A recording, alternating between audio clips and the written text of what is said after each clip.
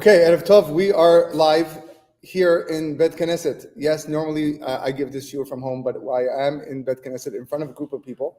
And, our Rosh Chodesh shiur tonight also coincides with our Kosher Curiosities class on Thursday night.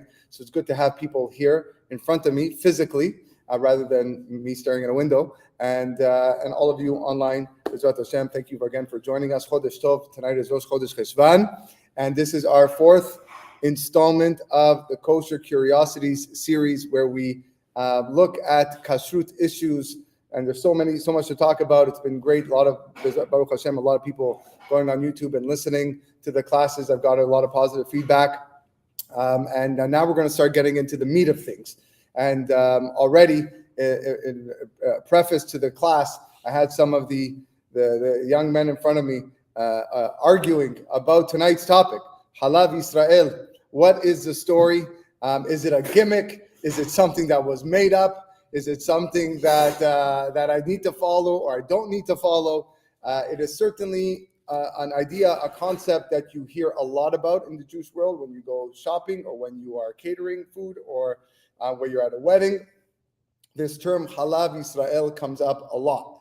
And that, along with Pat Yisrael and Bishul Yisrael, which are all concepts that we're going to get throughout this series, Emir Tzeh Hashem, and we invite our people listening online and the people here to please stay along and follow the class, and hopefully we will get to those subjects, Emir Tzeh Hashem, in the near future. So tonight's class again is going to be on Halav Yisrael. That is tonight's topic, and as we did in previous weeks, we are learning from the Sefer Peninei Halacha, written by Rav Eliezer Melamed Shlita, big Gaon in Eretz Yisrael. So, like he normally does in all of his halachot, he takes us back to the beginning, the source of things, and then he kind of breaks it down. So the concept of halav is going to be broken up into two shiurim. Tonight is shiur number 1, and I invite you again for shiur number 2, online only, where we're going to speak about cheeses. Okay, so cheeses is a separate subject, so you're going to have to wait, B'ezrat Hashem, another week till we talk about that. But that's a little hint of to what's going to be. So let's start. Let's look what he has to say. Kashrut halav, the concept of kashrut with regards to milk. Halav tahor hu halav shenechlav mi behema o mechaya tehora. So if you want to know what kosher milk is, the definition of kosher milk is milk that has been milked from a kosher animal or from a chaya tehora, or from an undomesticated kosher animal. An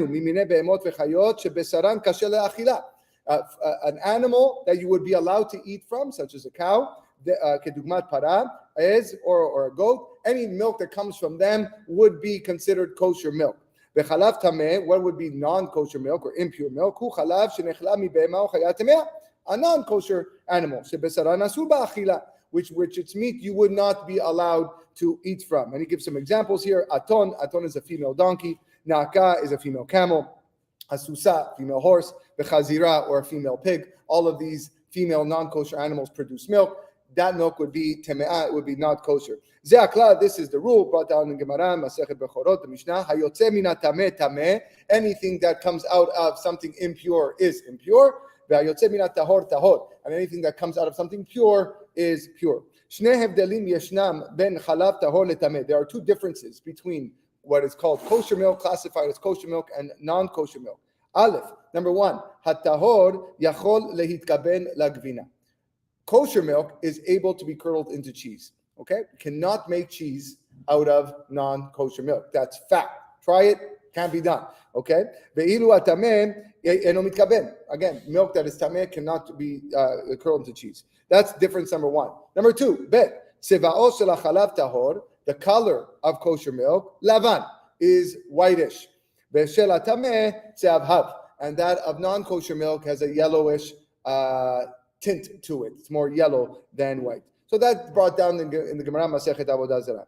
Gam halav tahor, even though you have kosher milk, adayin yitachen shehi asur, it could still possibly turn into something that is non-kosher.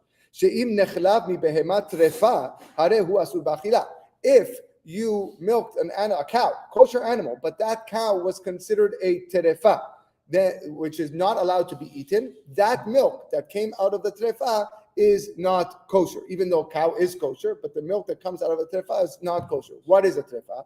Trefa hi behema sheniftzea be'ofan shelo techaye yoter miyud bet chodesh. A trefa is an animal that has an injury, a mum, a blemish, that because of that blemish would not be able to survive 12 months, even though the animal itself is kosher.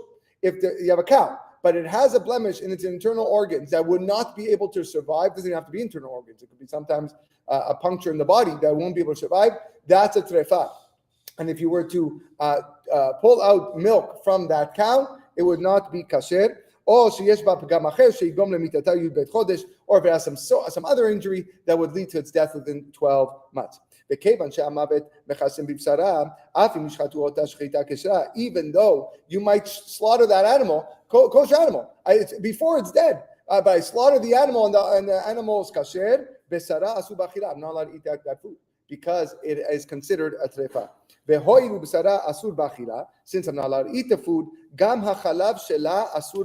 so too the milk from this animal cannot be drunk. What happens if I have a cow, kosher, but it's a trefa, remember, and it has an injury that will probably lead to its death, and it got mixed up with a whole bunch of other cows, good cows, kosher cows, and I don't know which one is the bad cow. And what did I do? I started milking all my cows. One of them is a trefa. The halacha says in Shulchan Aruch, if there were 60 times more cows than the trefa, chalav trefa batel b'shishim, then the milk that came out of the non-good cow is nullified in 60, as this is a rule that we will speak about later on with all types of things that are isur.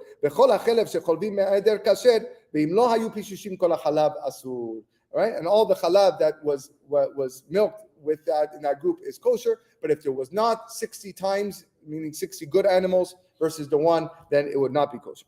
Now, what happens? Again, this is all introduction.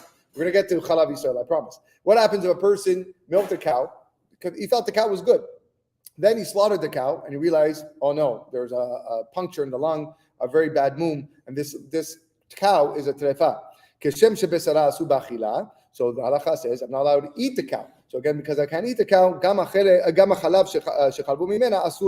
so too, the cow cannot be, the milk of the cow cannot be eaten.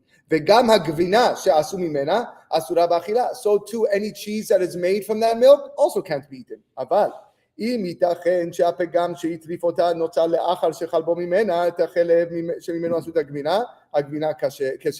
But if there's even a small chance that the pegam, the mum, the blemish that happened to that animal took place after the shechita, okay, therefore we can still eat the cheese that is curdled from that milk.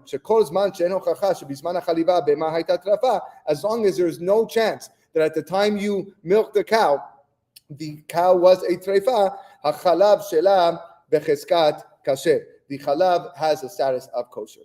Last point he says over here in the introduction, if you have an animal that became a trefa as a result of a punctured lung, the milk that is drawn from that animal for the first 3 days is close to shchita is asur. But any milk that was taken beforehand, mutar machmat safek sveka. So again, let's say you slaughter an animal on Thursday, okay, and you notice that this animal is a trefa. It's a trefa. It's not kosher. If you milk this from this cow for the last 2 weeks, okay, what's the status of that milk from the 2 weeks before? So what we're saying now here, the milk that you milked the 3 days prior, that is not good. But anything before 3 days prior to the shechita, that is okay because of a double safek, a double doubt. Number one, safek ulay asircha notzra lachar chalibat halav. Maybe that the puncture came after you milked the cow. And the safek, the second is ulay sircha zu ena matrifa. Maybe this puncture is not enough to be matrif the animal, to make the animal invalid. Okay, so these are some basic laws brought down in the Mishnayot. His second part is now going to get into the idea of Halav Nochrim, which is milk of the non-Jews. Asru chachamim, the rabbis prohibited leIsrael le'echol chalav shechalbo nochri. The rabbi said you cannot drink from milk that was milked. Is there an official term for milking? I don't know. I guess milking, right? That's the verb, right? So you cannot drink from milk that was milked by a non-Jew. Shema, why not? Shema irev bechalav atahor chalav tameh. We are worried, says the Gemara, that the non-Jew mixed tameh, impure milk, with the kosher milk, non-kosher milk with the kosher milk. Even though the possibility for that is very small. Because normally most people just drink kosher milk from a cow. We even mentioned that there's a big difference between kosher milk and non-kosher milk. That the color of kosher milk is white and the color of non-kosher milk is yellow. If the milk is white and you don't even taste a difference, according to Torah, even if the goy mixed a little bit of non-kosher milk, according to Torah, if you don't taste the non-kosher milk, it's fine. But that's only according to the Torah. Nevertheless, the rabbis were very strict. Ve'asru chalav nochri, and they prohibited non-kosher milk. Shema irev bo halav tameh, lest someone, a non-Jew, mixed in non-kosher milk. Lo zu bilvad, not only this, ela afilu asa Yisrael gvina mechalav nochri, even if a Jew made cheese with non-kosher milk, velichora muchach miseh shachalav tahor, and then it came about that we realized that this was kosher milk. Sheken chalav be'emat mea eno mitkaben. Why? How do I know that? Because like we said before, you can't make cheese from non-kosher milk, so it has to be kosher milk. Nevertheless, asru chachamim et hagvina. The rabbis prohibited this cheese. Mechashash, from worry, shema chalav tameh shelo yitkaben notar kelachluchit begumot hagvina becharitzeha. Because lest maybe even they did put in a little bit of chalav tameh, and that moisture of the non-kosher milk is found in the gumot, in the little holes or the slits of the cheese remaining in there. Kefi hanireh, it seems, החמירו חכמים בחשש איסור זה מעבר למקובל בשאר איסור אכילה מפני המגמה הכללית להרחיק את ישראלי מאכלי הגויים.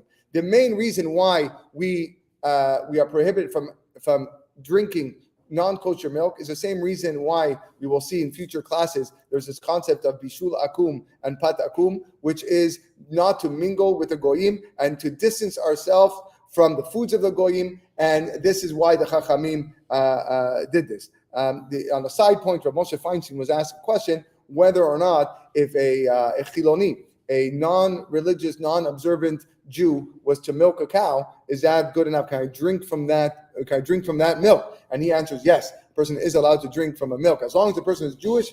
It doesn't matter if he is observant or not observant. That milk is kosher. However,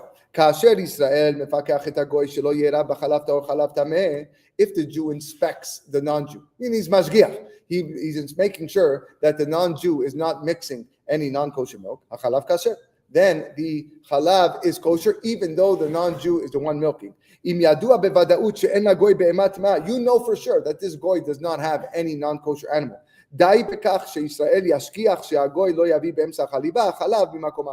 It's perfectly fine that the Jew ensures that this goy is not bringing milk from outside. And let's say the goy does have a female pig or a female horse. The Jew has to be mashgiach and he has to make sure and watch him that he's milking the cow, the kosher animal, and not mixing. Now the Jew doesn't need to inspect and watch the entire milking process. That could take quite a long time. As long as the non-Jew knows that the Jew is watching him, and whenever he wants, the Jew can look and watch. Just by peeking, he can watch him, or he can walk in and out. In that case, it's all fine. If there's a little worry that maybe in the basin where he collects the milk, there might be some pig milk or some horse milk in that basin from leftover from where he went to milk earlier. Al Yisrael lefakeach al hakli sheyeh naki mashiru halav. And that's the Jew's responsibility. The mashgiach has to make sure that keli is cleaned well before using it for kosher milk. Okay, so we do know that this is not a gimmick. Halav Yisrael is not a gimmick. This was something that was instituted by the Chachamim, is brought from the Gemara and the Mishnah, okay? But as we know, a lot of us here and listening don't eat Halav Yisrael. So where does that come from? So he continues. Shalosh shitot nehemru behekef ha'isur. There are three opinions when it comes to the prohibition of Halav Yisrael. Leshita rishona, according to the first opinion, rak ka'asher yesh chashash metziuti. Only when there is a realistic concern, shehagoy ye'erav chalav tameh b'chalav tahor, that their goy will mix. You are really concerned that the goy will mix non-kosher with kosher. Hachalav shenechalav al yedei hagoy asur. That's when it's asur. Aval b'makom she'em megadlim behemat temeah. If you are in a place where they don't even raise non-kosher animals, or non-kosher milk is super expensive, we are not worried that the goy is going to mix non-kosher milk with milk. And therefore a Jew would be allowed to drink from milk that was milked by a goy. This is the Rashbash, the Pri Chadash, the Shpetz. And this is the custom of many in Tzafon Africa, North African Jews, such as Morocco, Algeria, Tunisia, as well, many Temanim. And there's others as well. So this is the first way of looking at the Isur. Leshita Shniya, a little bit more strict, the second way of looking at it. Even though there's not a realistic concern, as long as there's a little bit of a concern, even if it's a very slim chance, a Jew is not allowed to drink that milk. Because it could be they brought a female pig or a female horse from this barn to your barn. Maybe the goy felt that there was an advantage, whether to save some time, or to make the milk taste better. Because of that, even for that smaller chance that maybe the goy, to save time or to make it taste better, would do something like that, according to this opinion, you can never drink milk that was milked by a goy. Then hachalav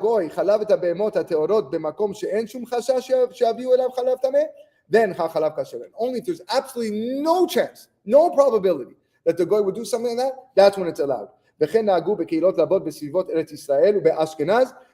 was done by many of the keilot communities around Eretz Yisrael and as well in Germany. And here he brings down the Chida, who was a Sfaradi, he held like this, Bet Meir and the Chokhmat Adam. The Shita Shlishit, the third way of looking at the prohibition, this is the most strict out of the three. Even if there's absolutely no chance in the world that this goy mixed non-kosher milk, asur, not allowed. Why?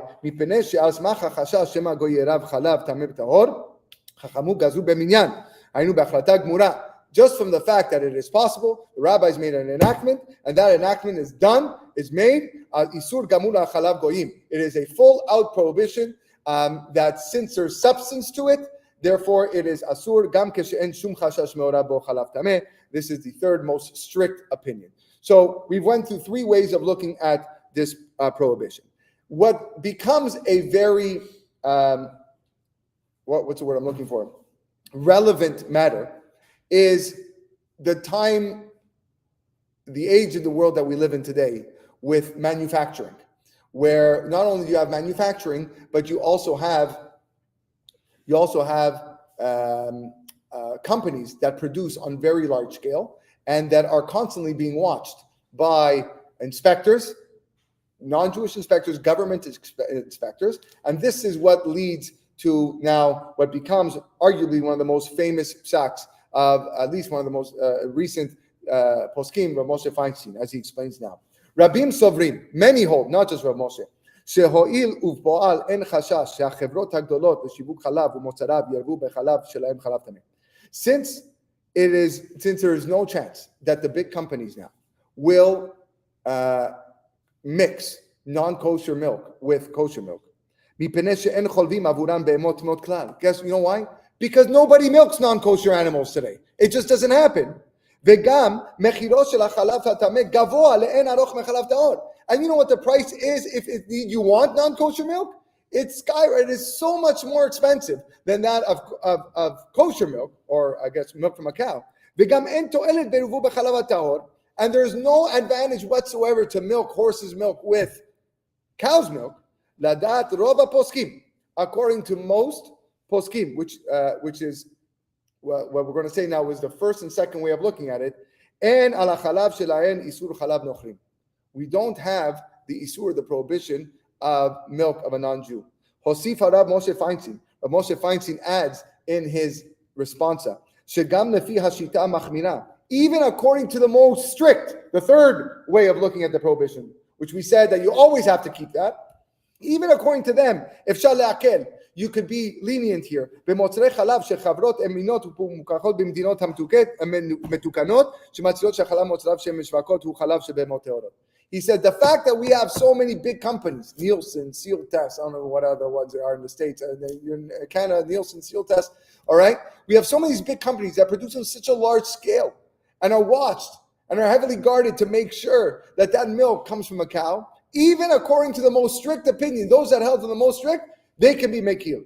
Because if they were to cheat, if Seal Test were to decide one day, let's just sneak in a little bit of pig milk into our everyday milk bags here in Canada, or our gallons that you buy at Circle K. If they decided that they were going to cheat, they would be fined millions upon millions of dollars. And worse, the consumers, they're going to lose confidence. Their business will tank.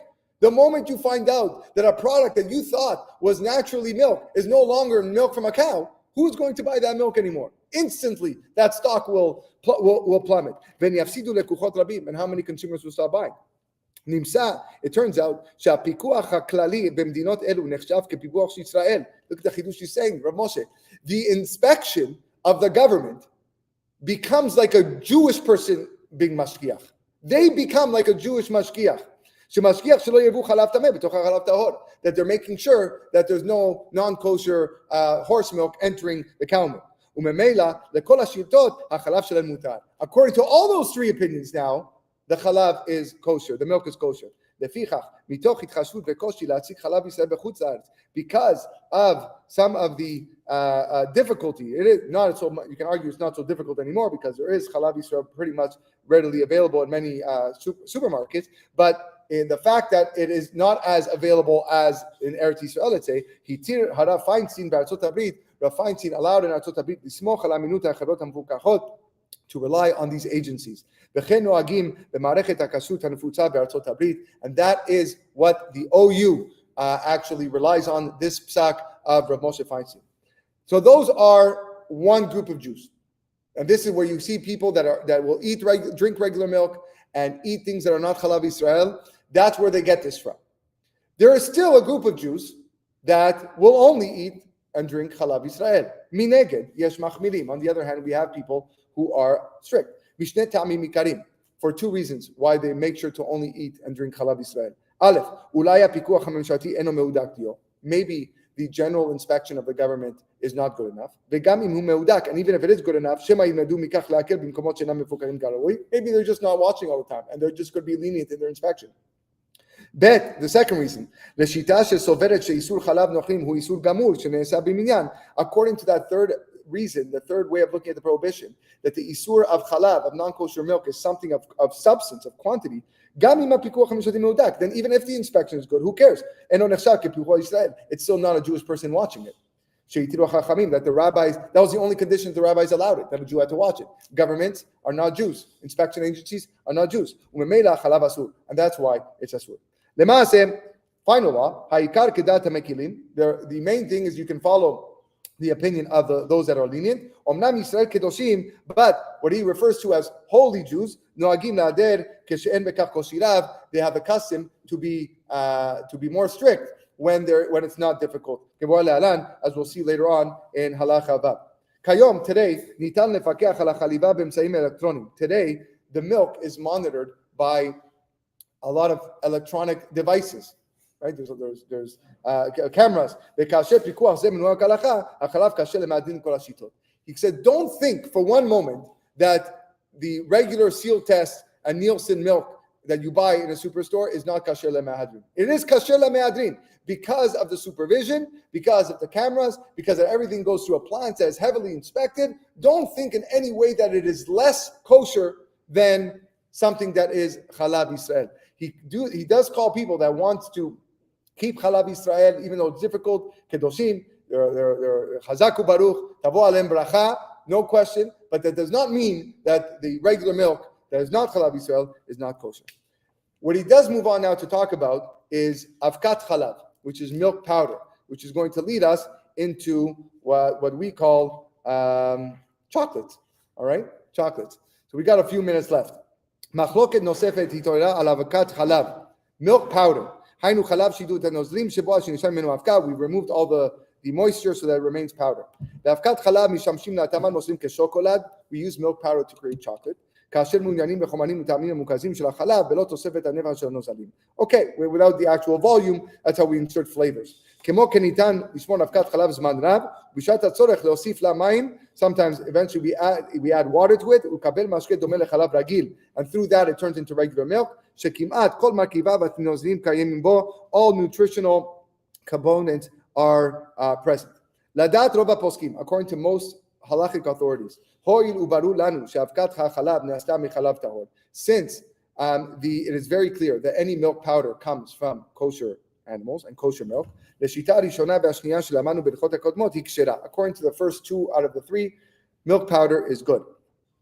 And not only that, במדינות מתוקנות שיש בהן פיקוח על החברות שלא ירימו ויכניסו חלב טמא בחלב הפרה שממנו מפקים אבקת חלב. If you live in countries like Canada and the United States where there's a lot of inspection agencies that, like we said, watch the milk, then אפשר להחשיב את הפיקוח הממשלתי והציבורי כפיקוח ישראל. Like we said, you can consider that inspection like a Jew is inspecting. And therefore, even according to the third most strict opinion, your milk powder would be kosher. Even those people that are so strict when it comes to the actual milk, when it comes to milk powder, you need to be mekil. You need to be lenient. The rabbis only prohibited milk that comes out of an animal. Not from a new product that comes from the milk. The prohibition is only milk, not the milk powder. Now the rabbis did need to add another element of the prohibition to cheese, which we said we're going to talk about next week. And without that, the gvina would be kosher.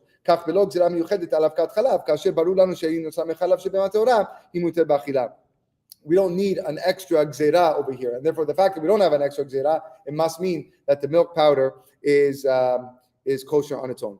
And those people that are very strict not to drink any halav, unless it's Halav Yisrael, even if it comes from heavily inspected agencies. Because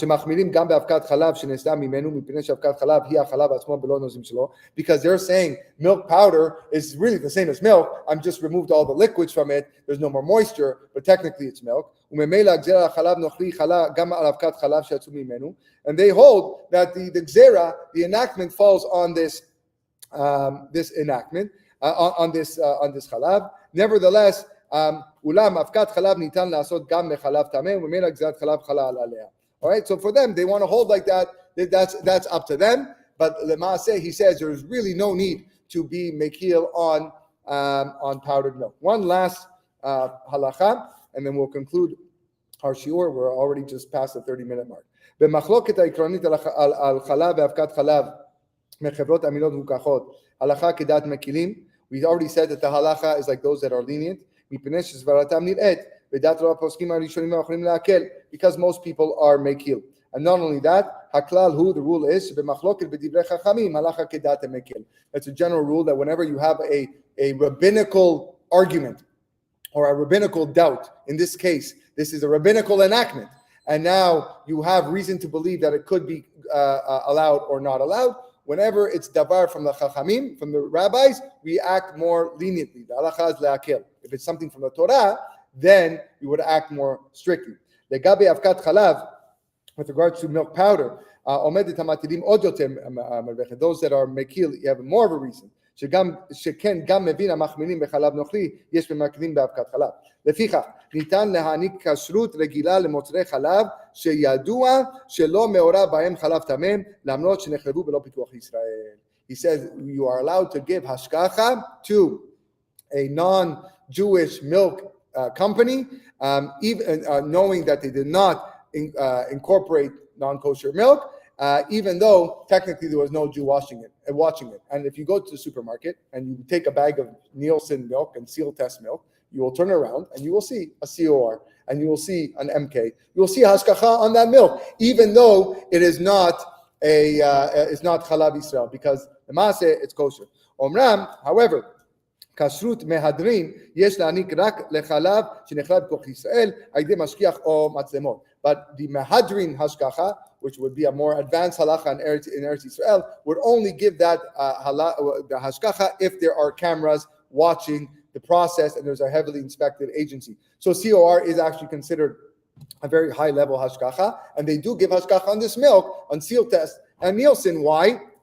Because it is running through a plant, and there are government inspections, and there are cameras, and everything is electronic, and there's no way they're going to sneak in any milk that is not kosher. But again, Be'Yisrael Kedoshim, the holy Jews, Kozman Shechmera Ena Krucha Ba'aliyot Gvohot, Noagim La'adek Yishar Kol HaPoskim, Lachem Kol HaEchsherim Sharabanu Be'Yisrael Mekubal La'adeh Shelo Tzorech Halav Nochrim. Okay, fine. Kashrut Mehadrin Matzicha Kpada Al Od Shte Sugyot. To have a higher level of kashrut, you need another two things.